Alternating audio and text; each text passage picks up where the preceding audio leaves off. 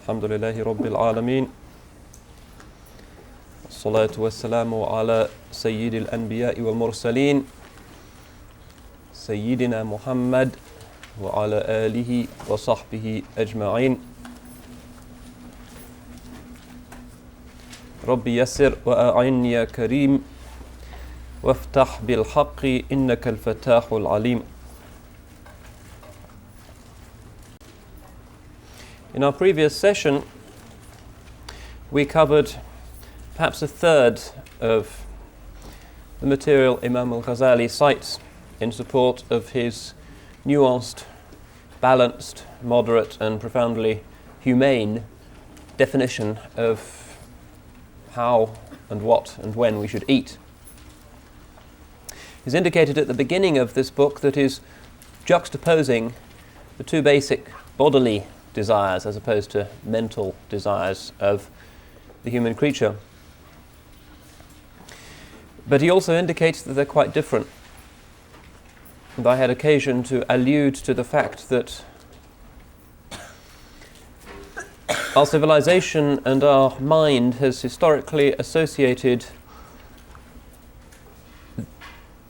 gluttony with the events that precipitated our present human predicament, and that sexual desire is much less problematized. And I think it's worth pausing on this for a few moments.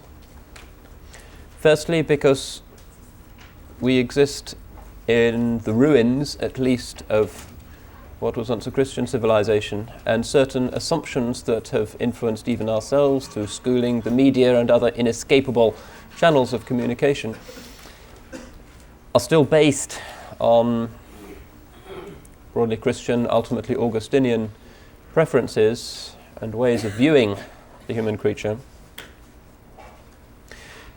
Partly also because this is inherently an important issue. After all, we are embodied creatures. That is the way Allah has set up those who are to be His khulafa on earth. And we need to be fully aware of how body, mind and spirit should engage in a harmonious way to bring about a holy and balanced and good individual. And there is a tendency in the West and amongst Muslims in the West to giggle when these topics are mentioned. I'm not entirely sure why.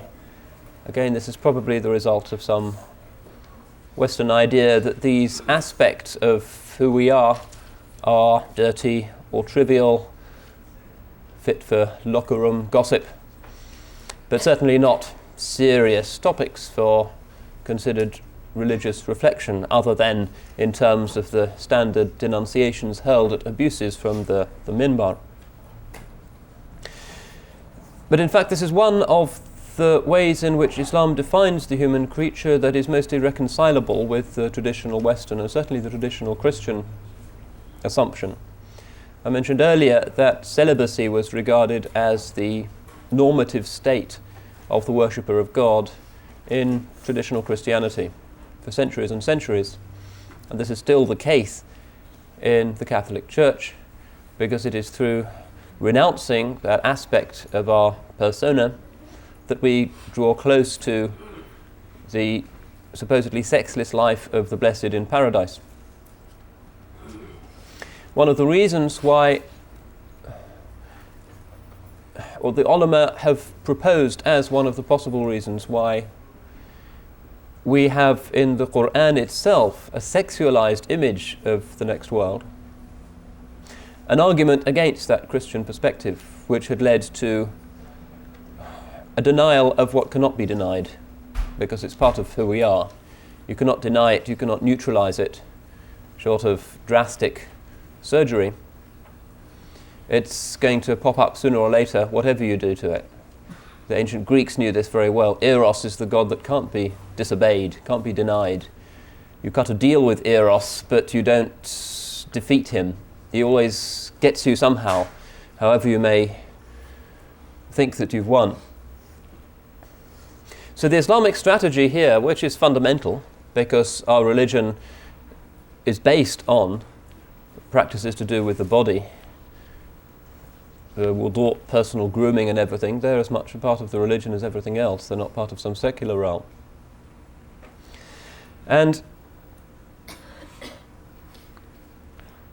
it's a measure, I think, of the westernization of the Muslim conscience, that we have regarded this as a somewhat marginal or even tricky or embarrassing subject. And traditionally this was never the case, because traditional Islamic civilization, in fact like most traditional civilizations, was very sex positive. Sexuality was not regarded as some impossible problem that should be dealt with by the pious by complete renunciation. It was just another part of human reality. And this was the case also in most branches of traditional Hinduism, and indeed most traditional religions. Buddhism also, I suppose, sided with Christianity in allocating a privileged religious status to monks and nuns. But Islam, Judaism, and to a large extent Hinduism never did that. And of course the primordial religions certainly didn't do that. Perhaps one should advance in connection with this a very brief, in my case not terribly sincere, apology for broaching topics that many Muslims regard as inappropriate topics for discussion in mixed gatherings. But the ulama say, La haya'a fi din. There is no shame when discussing matters for the sake of religion. These are areas of fiqh, questions of tahara, how you clean yourself, how you deal with states induced by the marital act, that are something that we have to know. These are wajib knowledges. The ulama never apologize for bringing these up. It's always treated in a matter-of-fact way.